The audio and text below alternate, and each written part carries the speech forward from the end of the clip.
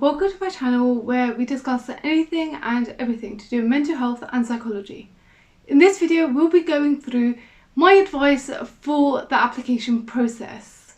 So usually in the application form there's a CV section which is quite simple, where you just describe your duties and your responsibilities, and then there's 4 personal statement sections with character counts. Before we start, I just want to highlight that everyone's application process is different.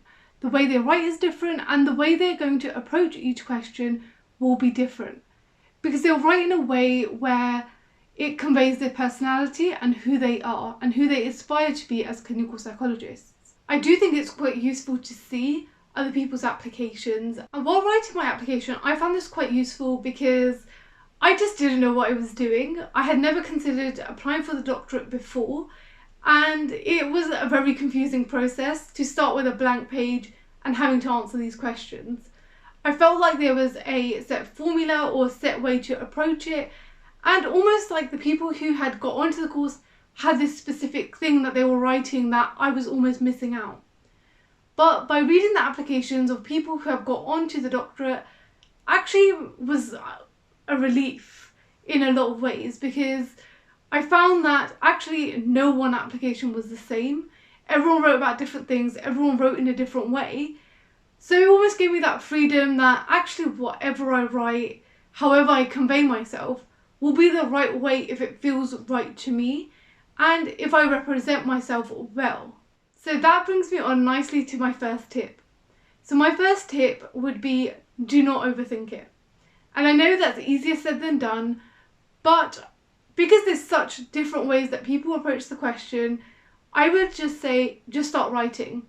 Because your first draft will not be your last. I think the starting was the hardest part for me. Starting with the question at the top of the page and just having to write something, because I just felt an immense amount of pressure to just make my first draft amazing. But actually there was a sense of relief from actually just writing. And once I started writing, ideas started flowing. And even reading back on my first ever application, or my application draft, I would never have submitted that. But it set the groundwork for those ideas to come about. And the ways that I worded things and reading over it and thinking about it and reflecting on it helped me to write my final application. So I would say don't overthink it, just start writing, and the ideas will start flowing. And I think at this point it's also useful to mention what I spoke about in my previous video, was to write a reflective log. Because you can read those reflections and it can give you some ideas or inspirations about what to start writing about. Second, it's also important to know that some people write very specific examples and illustrate their point, whereas others write very broadly. And in this almost debate about whether you should write specific examples or whether you should write broadly, I would say do what works best for you and represent your experiences best, because you can't be, even though from the CV section they have a broad range of your experiences, they don't know what you've learnt from those experiences, if that makes sense. So if something stands out to you about several areas that you've worked in, you can talk about it quite broadly, and that's what I've done. But if you feel like specific examples illustrates your examples or your points best, then do that. I know sometimes we want clarity on what works best, what doesn't, but this is a really individual process, so the advice is going to be individual to you. This brings me on nicely to my next tip, which is there are character counts and they are valuable. Every character count, every word you're using, you're going to have to think about carefully. So that's why I think drafts are important before you actually get onto your final application, because you'll word things, you reword them, and you keep doing that, but I don't think your draft should be confined into the character limit, because I think then you'll almost confine your reflections, if that makes sense. So a lot of my drafts were over the word count, but the thing is, not all of those words were meaningful or best represented my experiences. So then from my draft, I picked out the bits that I felt like were really good reflections, and then added those to my actual application. So some of those points weren't really valid, but they led on to final almost reflections that I added to my application. So the word counts are valuable, but don't let that limit you during the draft. But then in your final application, really consider the words that you're using and whether you can use an alternative shorter word instead of that word, if that makes sense. So really think about the characters that you have, the words that you're using, and whether you're using them optimally. Because in some cases, you can take a couple of words out and then add another sentence of really key reflection. The next tip is building on the idea of free writing and the reflective log. What you'll find is that you'll have reflections on reflections on reflections, and in that, what you really need to do is break down the question and really find out what it's asking you. Because reflections are great and it's really nice to have those reflections, but make them very relevant to the question. So actually break down the specific areas of what the question is asking you. So for example, if it's asking you about your clinical experience, while it's useful to talk about your personal experience, link it back to your clinical experience. Does that make sense? So you might have a personal reflection that you have on your own experiences. So for example, if you have lived experiences, if the question is asking you about your clinical experience, you can talk about how you've brought that in and how it's benefited you, for example. Or you can talk about how your work has impacted you personally and you understand the impact of managing your own personal well-being for your clinical work. Hopefully that makes sense, but always link it back to the question. And a good way to do that, because I feel like on the application, the questions are sometimes quite wordy, but really breaking them down, what specifically is it asking you? What areas is it asking you to refer to? And what do you need to link back to? So someone asks you to, for example, link back to being a trainee, but then you might want to expand on that and talk about being a clinical psychologist, if that makes sense.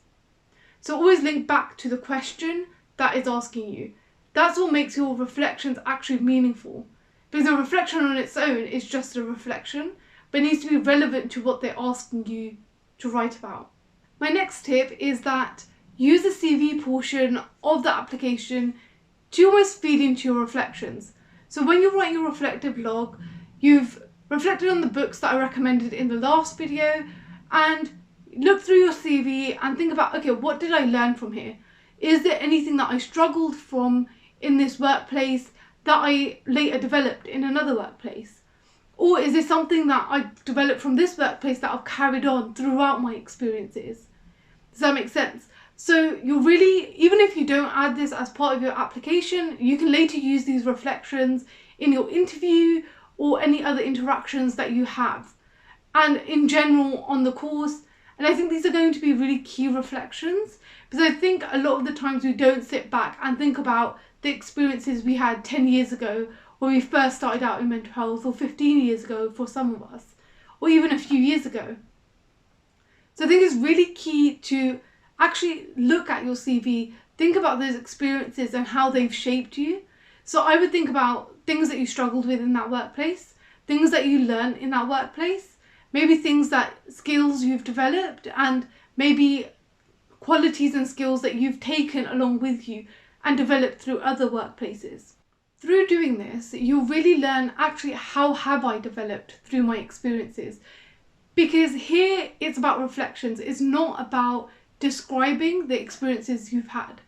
Because even if, let's say, for example, you've been an assistant psychologist, you've been that, and they know that from the CV section, and they know your duties, they know your responsibilities, they know the area you worked in. And that applies to all other experiences. You've been a healthcare assistant, they know that from your CV section. But what have you learned? Because it's not the quantity of experiences that you've had, it's the quality. It's what you've learned, how you've developed, and what you've taken away from those experiences and what you've made from those experiences. That makes sense, because it makes your experiences a lot deeper and a lot more valuable when you've got reflections on them and you've learned from them. And again, as I said before in my last tip, is that you need to link back to how this links into a trainee role. So when you're going through your CV section, think about, actually, will I use this skill as a trainee, and how does it apply? And I would do that for each one, even if you don't intend to use it in your application, because you don't know if that reflection might lead to another reflection. So I would use this process, as I've said before, another tip is as a free-flowing process of just opening yourself up and allowing yourself to reflect, because it will let you or open you up to a lot more deeper reflections. And I know that I keep referring back and jumping back and forth, but hopefully it makes sense how all of these things, all of these tips are interconnected, and it's not just you follow one or two tips, it's you follow each of them, if that makes sense. Another thing that I've touched on in my resources video is that within the application process, you need to also reflect on yourself and you in clinical psychology to allow the person reading your application to get a good idea of who you are and who you are in clinical psychology, because that gives them almost the insight of, do you fit their course and do you fit the type of clinical psychologist that they train? Does that make sense? Just to see if there's a good fit between you and the course that you're applying to. And again, as I mentioned in the selection video, it's all about you selecting the course and you almost having a selection process for them, and then they have one for you, if that makes sense. Because it's not just about them choosing you, it's actually, I'm going to apply to a course that best fits my needs and who I am and who I aspire to be. Hopefully that makes sense. So reflecting on who you are within clinical psychology, your values, your traditions, your experiences, and also who you are outside of clinical psychology, because a major part and what sets almost good quality clinical psychologists apart from other clinical psychologists is that they have a life outside of psychology. They have something beyond clinical psychology, because when you nurture yourself, you replenish yourself outside of the profession, it helps and feeds into who you are as a professional, because you get a break, you get to recharge, you have a switch off. Does that make sense? You're not on all the time and you're not a psychologist all the time. You're someone else and you're someone beyond the role. And that plays a central role, especially in therapeutic relationships, because people who are coming to you need to know that you're a normal human and you're not some professional or just a clinical psychologist as a very distant role, if that makes sense. I think this is quite a regular question in all the applications, where it does ask you about you beyond clinical psychology. So actually trying to and start to think about, actually, who am I beyond clinical psychology? What do I like to do? And it doesn't need to be dramatic and like you're applying for like Miss Universe or something, where you're like this perfect person who does like charity work outside of, if you do that, that's great, obviously, and you can put that in your application, but you don't have to. You can say you like watching TV, you like watching movies, and I think this is like one of my favourite parts of the whole question, and it's the part that you can really show yourself, if that makes sense. And you can bring this into like several questions if you wanted to, depending on how you're interpreting the question. There is one that talks specifically about clinical experience, but then there's some questions where you can bring in other aspects of yourself, like systemic barriers, things like that. You can bring in your cultural background, your traditions, your values, maybe lived experience you can bring in, so things like that. But I think there's an aspect, or there's a question in there about your own experiences in terms of outside clinical psychology, what you like to do and who you are. And I think that really gives you a really informal space to be able to show who you are as a person and show your personality. So reflecting on yourself, also reflecting on social graces was actually really nice for me, in terms of actually trying to get who I am in a more deeper way. Because yeah, you can say your interests, you can say your hobbies within one of the questions, but actually making it a lot deeper and saying, like, actually reflecting on systemic barriers, cultural maybe barriers that got in the way, and really reflecting on the aspects of you that you can bring into clinical psychology, if that makes sense. Obviously, if you want assistance in any of these reflections, or you have questions about how to do any of these, more than happy to make a video on them. I am going to make a video on diversity anyway, because that's already been requested. But if you want me to specifically go through social graces, how I reflected on them, then just let me know. I also reflected on working within different lifespans, which I found was quite useful. If you are interested in developmental psychology, then I think that's a really good one. You within a team is really good to reflect on, and I think I mentioned that in the resources video. There is good books that you can just watch that video, because I can see this going to half an hour, and you know, I'm trying to like not waffle. So just watch the resources video on how to reflect on, or my resources that I've recommended on reflecting on teams. So here the point is generally reflect on yourself and try and bring that into every question about how you as a person can bring yourself into clinical psychology. What advantage does that bring?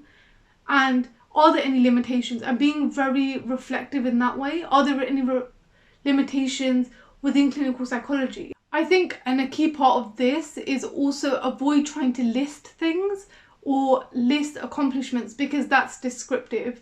That's not showing who you are.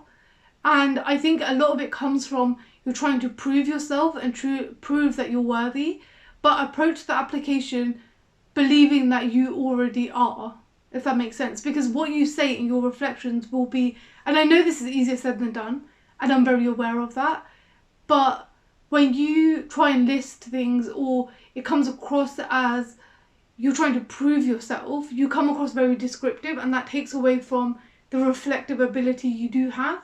Because they don't know you. So if you just describe everything, they don't know that you're reflective, if that makes sense.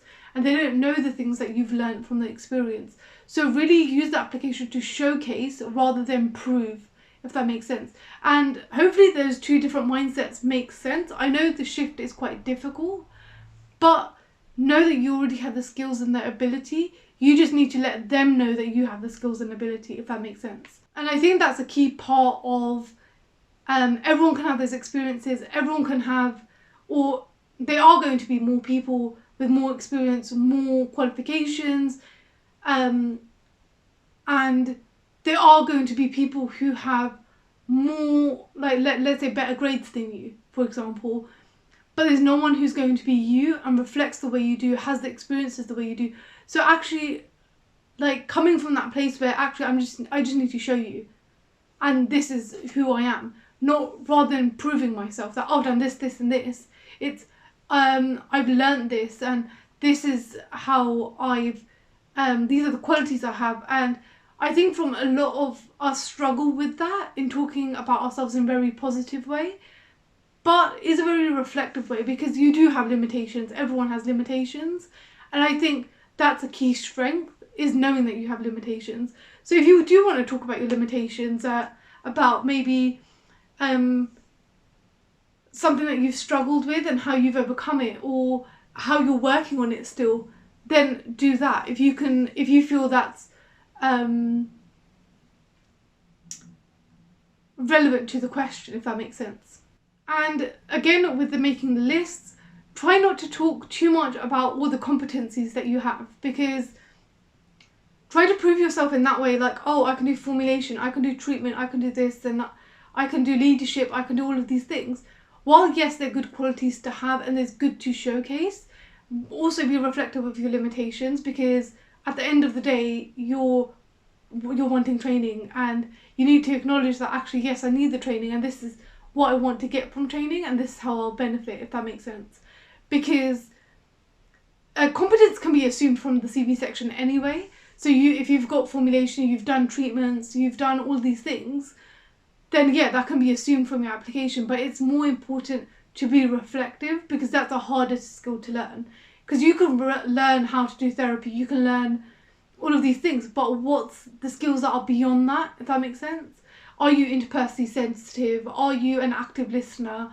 Have you developed listening skills over time? And how have you been open to feedback? How have you developed and learned?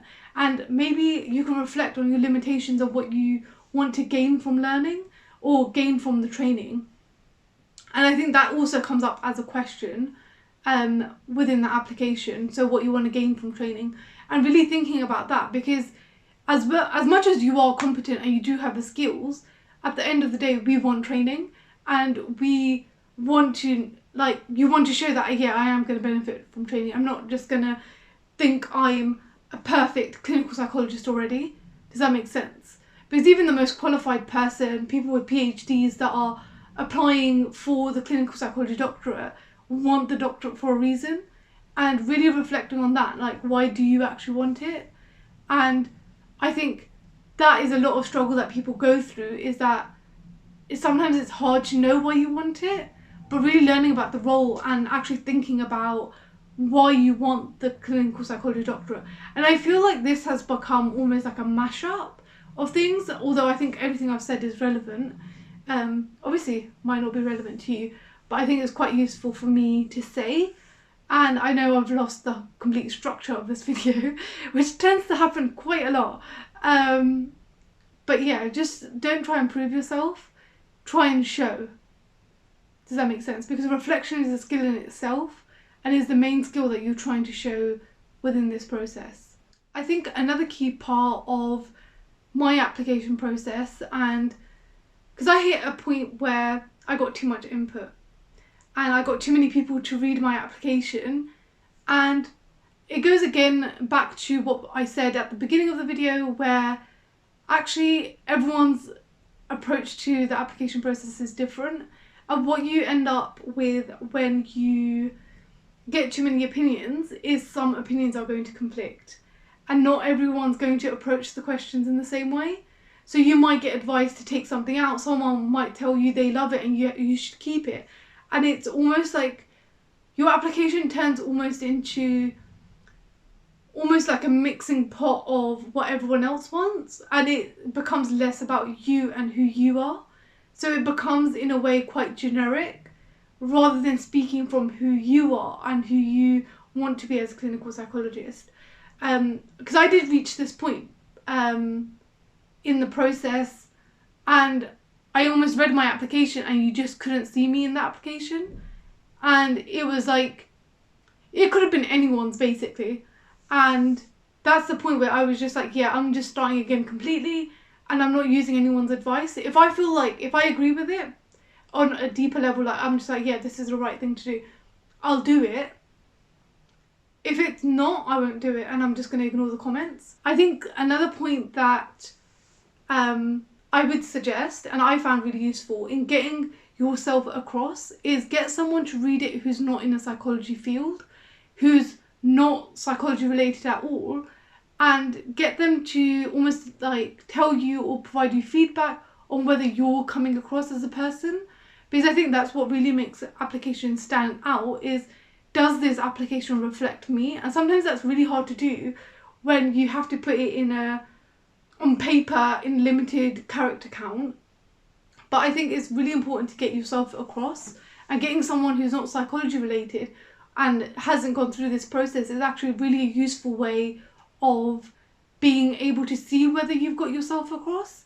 So does this sound like me as a person? Because someone read my application before I retweaked it and tried to add myself in, they were just like, yeah, something's missing from this application. Like, I can feel like there's something that's not quite connecting, if that makes sense. So I went back, I reflected on it, I added to it, and then wrote my final application, and they were just like, yeah, that is what was missing. And I submitted my application being completely happy with it. So even though, yes, I didn't, like, you know, I don't mind not getting like 4 places, but I'm happy that I showed myself and I did my best in my application. Yes, I probably could have done better, like obviously with more experience, more reflections now, but at the point of submitting, I was like, okay, yes, this shows who I am and who I want to be as a clinical psychologist, which makes me more happy having accepted the place, because I feel like now on training I can completely be myself, and because I've been myself from the very beginning, if that makes sense, without these expectations that I have to be someone else or have to be this idea of a clinical psychologist I have, if that makes sense. I think another thing that also links with this is to take a break. So if you start your application early enough in September, to actually take a break from the application process and then come back to it with fresh eyes. Because I think this makes such a big difference in that because you might think that, okay, this is a really good application, you come back to it and you're just like, what the hell did I write? Like, you know, I completely edit it. But I think having that coming back with the fresh eyes actually makes you realise that actually there's points missing, there's not points missing. Especially if you've left like enough of a gap between reading the application. Sometimes you forgot what you've written and you actually come back to it and you have deeper reflections, you think of different wordings. Because I think when you constantly sit there, keep editing, you almost get like, a bit, like your brain gets a bit fried and you just are so exhausted with editing and drafts that you just want to get it over and done with. So I think the break is actually quite useful, and then coming back with fresh eyes, reading it and doing that quite regularly. Like when you reach the point where you think, actually now my brain's had enough, taking a break from your application and then coming back and reviewing it again. And I think that was actually quite helpful for me to do, in terms of like, I completely forgot what I had written, and then came back to it and then read it again. And I think by the time I actually submitted my application, I was completely happy with it. And I thought, yes, that's the best I could do, rather than just trying to submit it just to get it over and done with, if that makes sense. But yes, finally, we've reached the end of the video. Hopefully these tips were useful. I know it was a bit rambly, but hopefully it helps you to reflect and think a little bit about your application process, the universities that you're applying to, and just the application in general, and what you might want to write in it. And yeah, I shall see you guys. Obviously, like, comment, subscribe if you haven't already. And yeah, I shall see you guys in the next video.